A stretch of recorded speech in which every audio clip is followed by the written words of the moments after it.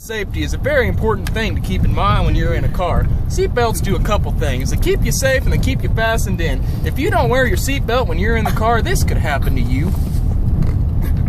Get it?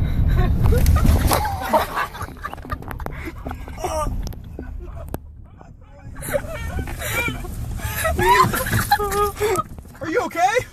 Hey, wait. Next time wear your seatbelt, man. That's what happened. Are you okay, boy? Oh no! Look at me. Hey, look at me, man.